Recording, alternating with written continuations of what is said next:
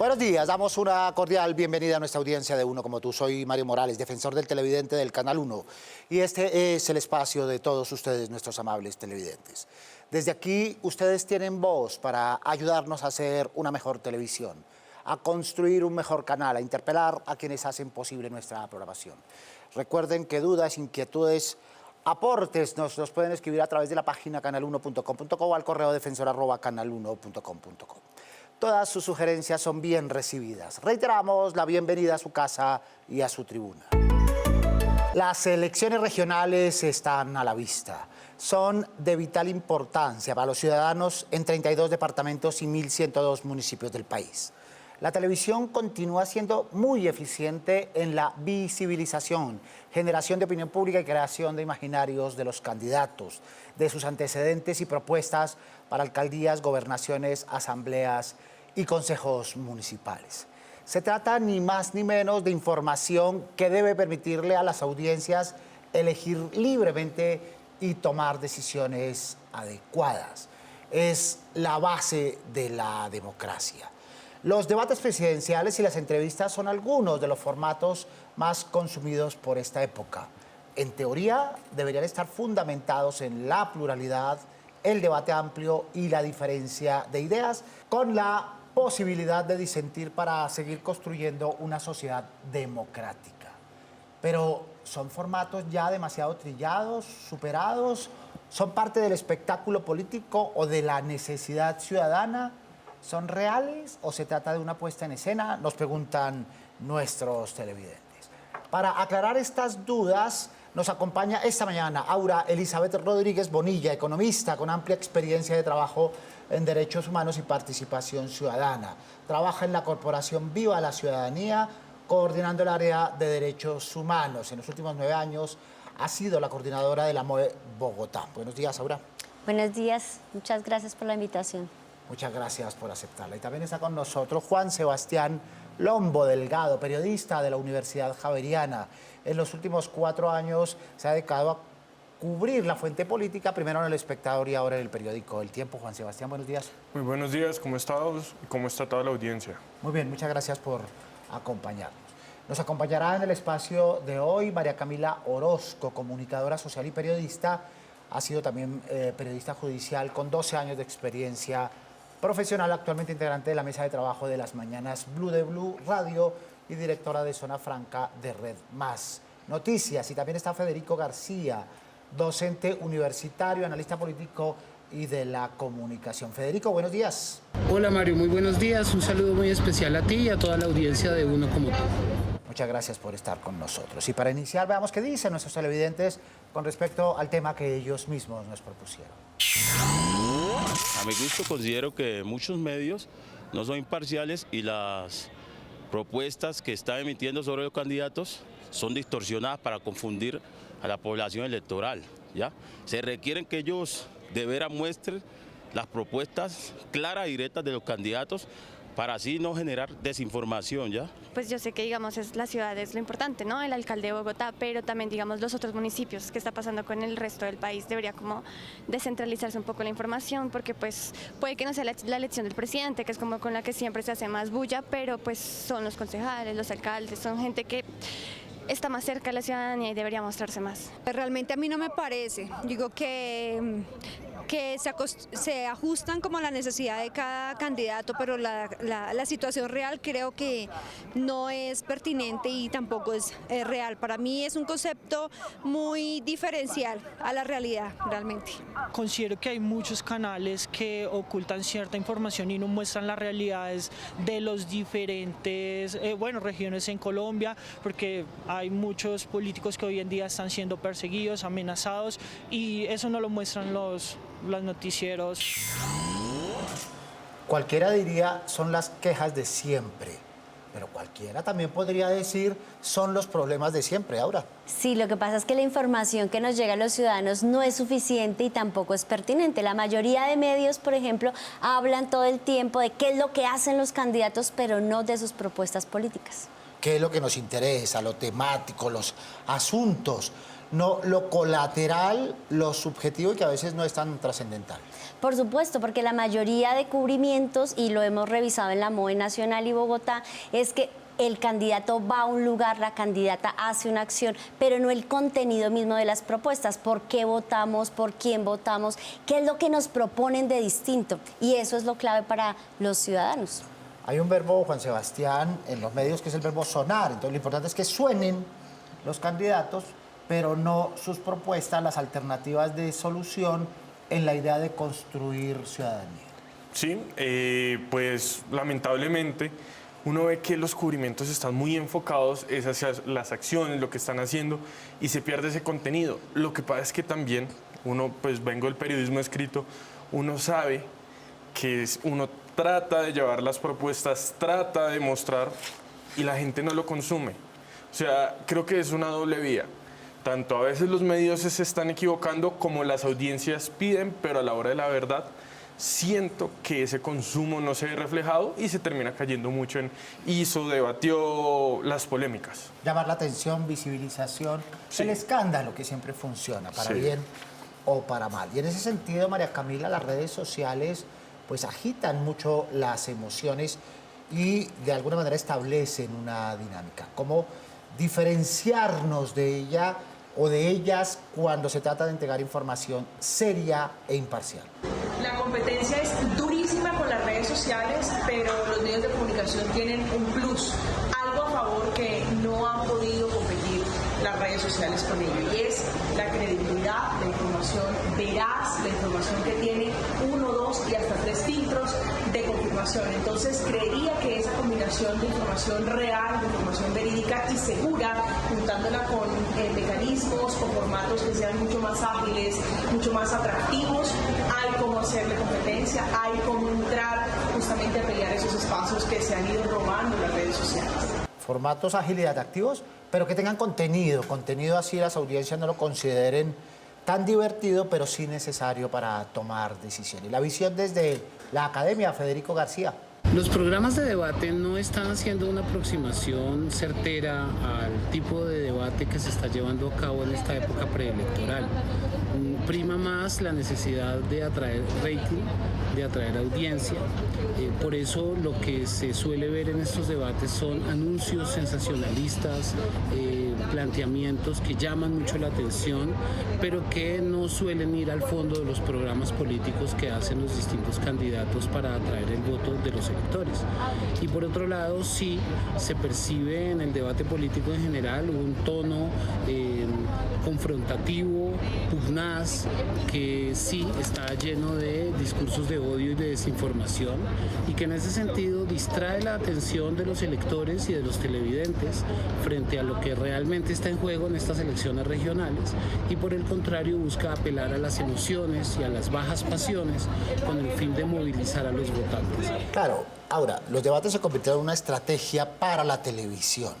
¿Cómo contarles a los televidentes, se preguntan los canales, propuestas de diversa índole entre tanta pluralidad de candidatos? Pero al mismo tiempo han entrado en un terreno de superficialidad donde el tiempo, esta perspectiva subjetiva de la que hablábamos, la emoción de la que hablaba Federico, estas circunstancias de falta de contexto sobre las propuestas, ¿cómo contarles entonces a los televidentes? ¿Debates sí o debates no? Debates sí, por supuesto, pero debates sí en todos los niveles. Necesitamos debates con los y las candidatas a alcaldías, pero también a consejos, pero también a las juntas administradoras locales, y también otro tipo de actividades y de comunicación más pedagógica, más educativa. La mayoría de la ciudadanía no saben qué se diferencia una asamblea departamental a un consejo municipal, entre una alcaldía en un nivel importante o una gobernación. Así que hay que mezclar un debate con contenidos que podamos comparar las propuestas y las habilidades de los candidatos y candidatas, pero también acciones y una parrilla también informativa, pero con un énfasis más pedagógico, porque estamos construyendo ciudadanía todavía y necesitamos información que nos eduque también para fortalecer todos los procesos participativos, también por supuesto las elecciones locales. Claro, al entender el debate como una herramienta narrativa, casi que partimos de la base de que hay antagonistas. Y, por supuesto, los políticos entran en esa dimensión de atacar al otro, de ponerse como adversario, de ponerse como rival. Y entonces, en un momento determinado, ya no son interesantes las propuestas, sino como opaco, ataco o me luzco frente a mis rivales, Juan Sebastián. Sí, ocurre mucho y además creo que en este caso también tiene que ver mucho con los canales, los que prestan ese servicio de debate, o sea, los que organizan el debate. Hemos visto que las preguntas ni siquiera tienen que ver mucho con lo que... Hace un poco vimos un debate de alcaldes para Bogotá, candidatos de alcaldes, y las preguntas eran un nivel nacional que uno decía, ¿qué relación tiene con Bogotá? Politizada. Sí, es politizada eso. en lo nacional. Sí, muy al contexto político, pero no a lo que uno necesita. Quiero propuestas de alcaldes, no hubo. ¿Por qué? Porque todo también fue guiado hacia esa polémica. La responsabilidad también está en nosotros. Y al lado de una comunicación política ya mecanizada, donde es importante quedar bien, contestar de manera políticamente correcta para no generar escándalo negativo, porque el positivo sí lo buscan. Escuchemos a nuestros televidentes qué tienen para preguntar. Como estamos en época de elecciones, a los ciudadanos siempre nos interesa saber quiénes son los candidatos, cuáles son sus propuestas y sobre todo cómo las van a cumplir.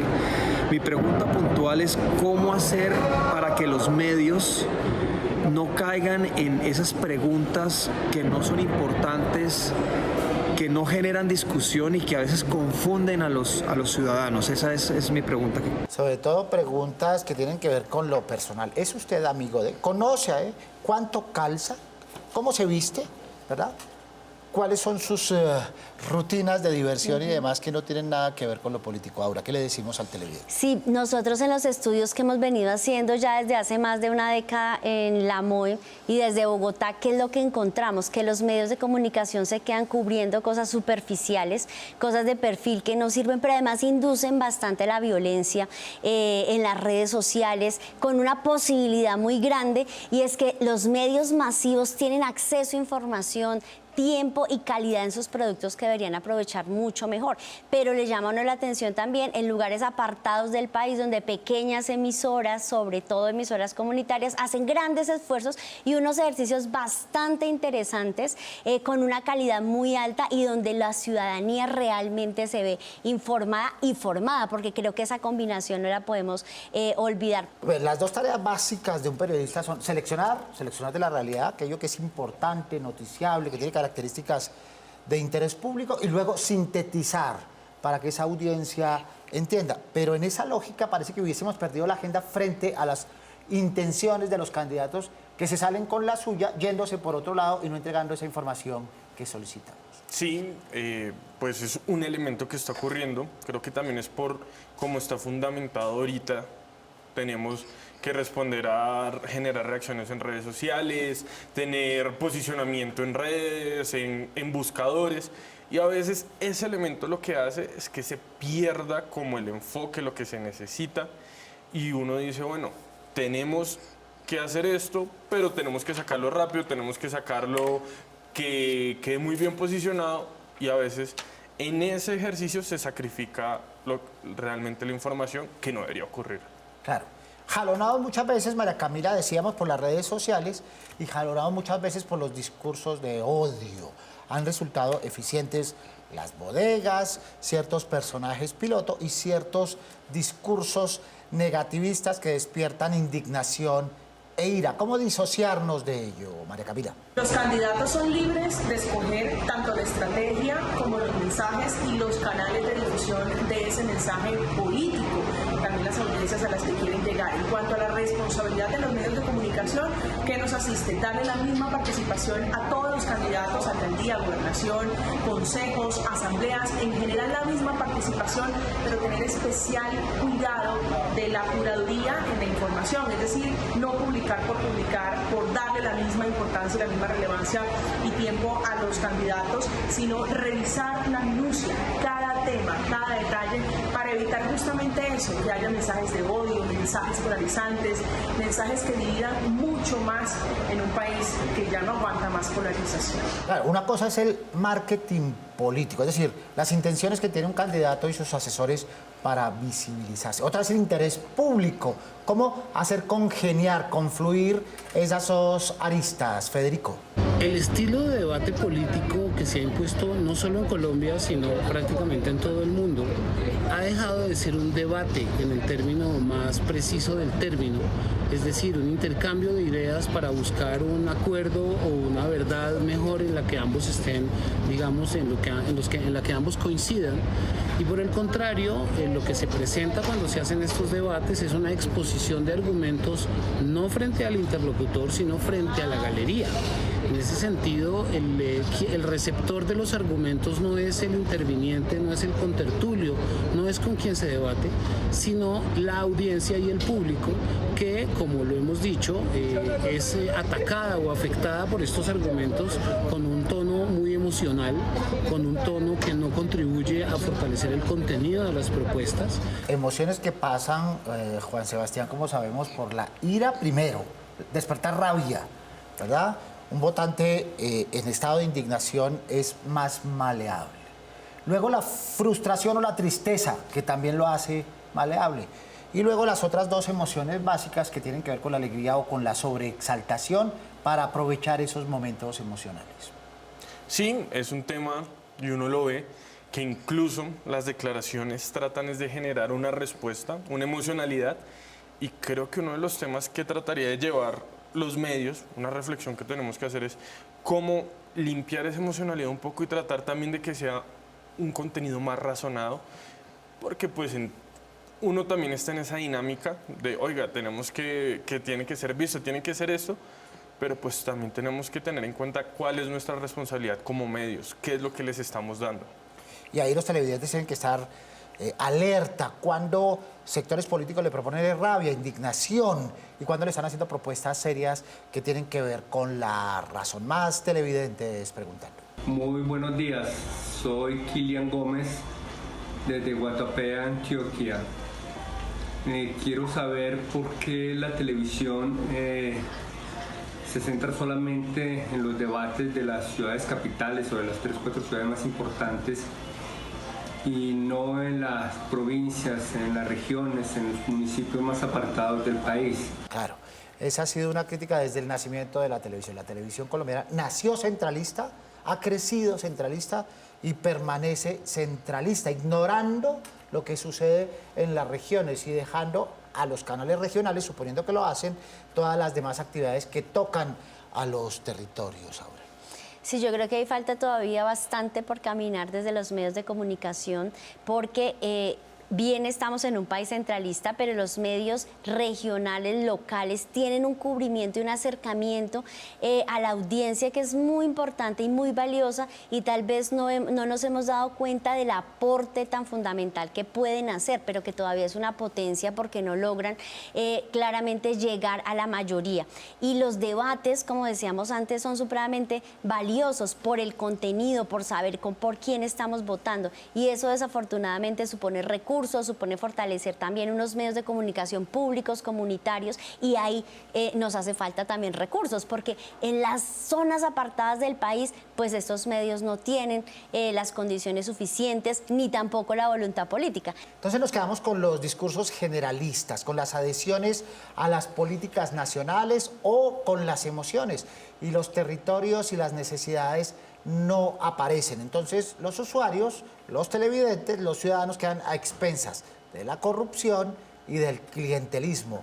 El efecto es doble. Recuerden los operadores por los que ustedes pueden sintonizar este y los demás programas del Canal 1. Su opinión es muy importante para nosotros. Nos pueden escribir a través del correo defensor@canal1.com.co. Abramos el buzón y veamos algunos de los mensajes que ustedes nos han hecho llegar recientemente. Escuchemos. Una vez más me dirijo a ustedes con el fin de expresarles mi total desacuerdo e indignación por la falta de criterio al seleccionar su programación. ¿Cómo es posible que un país como Colombia, con el lamentable flagelo del secuestro, violencia y narcotráfico y corrupción, se emitan programas sobre el secuestro en México? Lamentable. No se escribe Luz Rincón. Bien, una visión respetable de nuestros televidentes, pero también hay que decir que a veces ha sido la ficción la que nos ha contado lo que sucede con el crimen y lo que sucede con el delito. A veces bien contado, a veces mal contado. Cuando el periodismo ha sido escaso, la ficción viene en nuestro auxilio. El problema no son los temas, el problema siempre serán los tratamientos. Más correos. Me permito formular la presente queja desde la ciudad de Medellín. La señal se congela todos los días por la tarde, no permitiendo ver las noticias de la noche. Favor tomar cartas en el asunto. Nos escribe Luis Alberto Arenas. Muy bien, muchas gracias. Pasamos su reclamo y queja a nuestro departamento técnico para que tome cartas en el asunto, como dice el televidente. Más correos. Quiero felicitar a Juan Diego y su equipo por sacar la nota de los pasaportes y la reventa de citas. Nos escribe Karen Aguilar. Lo que hemos dicho en este espacio, si narramos las problemáticas nacionales desde los ciudadanos, desde las necesidades ciudadanas, y no solo con las voces jerárquicas de gobernantes y oposición que ya cansan a los televidentes, seguramente tendremos una audiencia más dispuesta a entender y a conectarse con los contenidos. Agradecemos a nuestros televidentes que se comunican con nosotros a través de correos o a través de la página web. Retomemos nuestro tema, Aura, Juan Sebastián, María Camila y Federico. ¿Cómo hacer? ¿Qué hacer? ¿Qué proponer? Claro, decimos, están trillados los debates, sí. A veces las entrevistas personalizadas son demasiado politizadas, ¿no? A veces se nota el sesgo de quien entrevista. ¿Qué hacer? ¿Cómo hacer? Iniciemos con esas propuestas, Aura. ¿Qué tendrías para decirnos para tomar nota? Lo primero, yo creo que hay que continuar valorando la labor del periodismo en general. No es lo mismo el periodismo que las redes sociales y rotar información. Lo segundo es el fortalecimiento y la labor pública y social de los medios de comunicación. Es decir, no solo se trata de una acción cualquiera, sino que tiene un nivel de responsabilidad social y política en la formación de ciudadanía y finalmente en el fortalecimiento de la democracia, que es un papel muy importante que hemos dejado de lado.